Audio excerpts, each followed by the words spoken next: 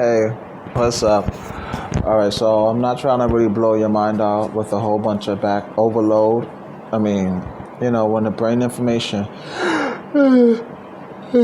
Excuse me. I don't want to overload you with a bunch of different other things that's going to really like bombard your brain. Like when people receive too much information and have information overload, excuse me, sometimes it can actually just really be like, huh? So we're gonna do the last one from. All right. So the basis of this was the basic three conflicts that followed from last year into the new year of 2020. So once again, this is Joseph Briggs. How are you? Personal conflict number 3, which would have been JoJo versus Linwood. So we're gonna put it up like this: Monday, February 24th. 2020. Daily anger management. Anger meter 8. 0 to 100 nigga 83. Mood. The eye of Hurricane Sandy. Surface emotion. Well, it's about that time again.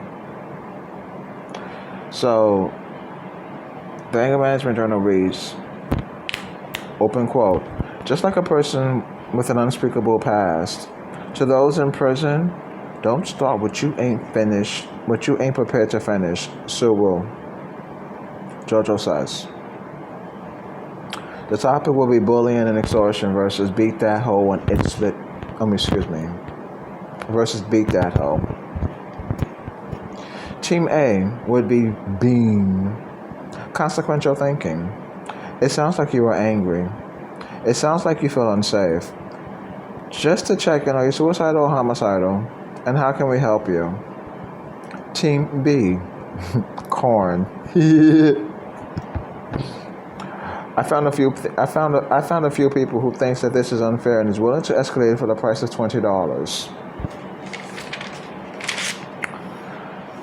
A personal conflict number 3, JoJo versus Linwood. So as it seems, the solution to a problem generally lies in the equation, mathematically speaking. To rewind the tape to the beginning of this conflict, we'll designate in the first visitation band. Victim 1 is the first one who didn't pay up. That resulted in the perp being made a target, though it did not stop the 2-week ban. It was the first unsafe situation when I complained of how unfair and unprofessional it was handled, and I received no paperwork. Ultimately resulting in the first set of threats that did not fly. Period.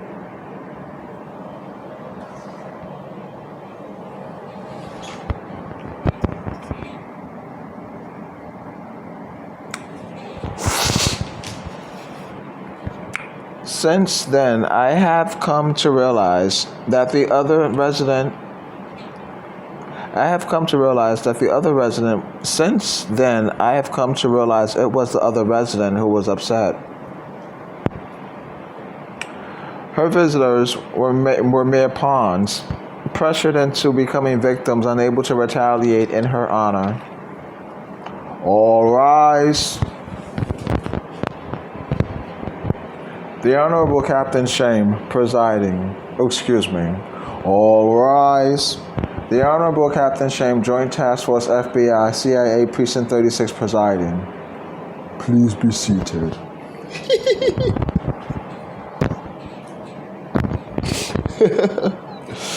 All right.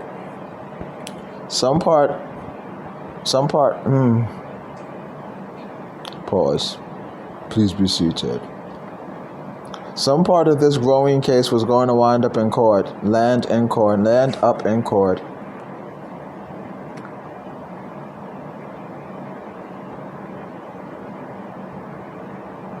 Some part of this growing case was going to land up in court.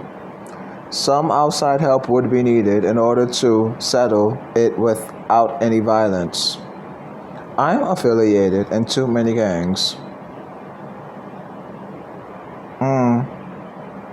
To be politically correct, one for each color of the gay flag. All involved pleaded one position. Please do not piss off the rape victim. We are all still mad.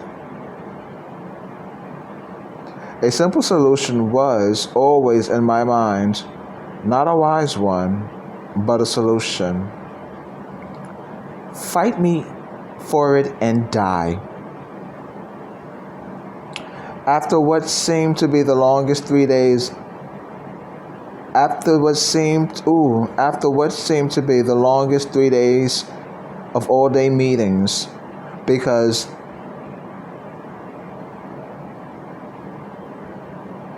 we all had to move forward.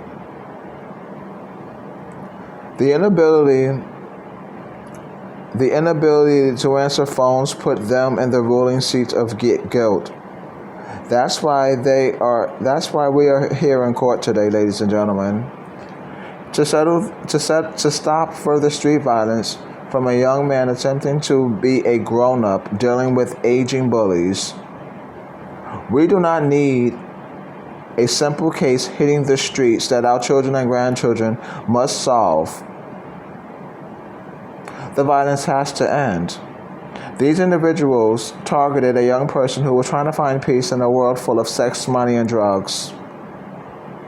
He has been pleading with both sides not to respond in an unruly manner, something that has ended up in continual assaults and intimidations that has put this rope to the end as assaults and extortions escalate.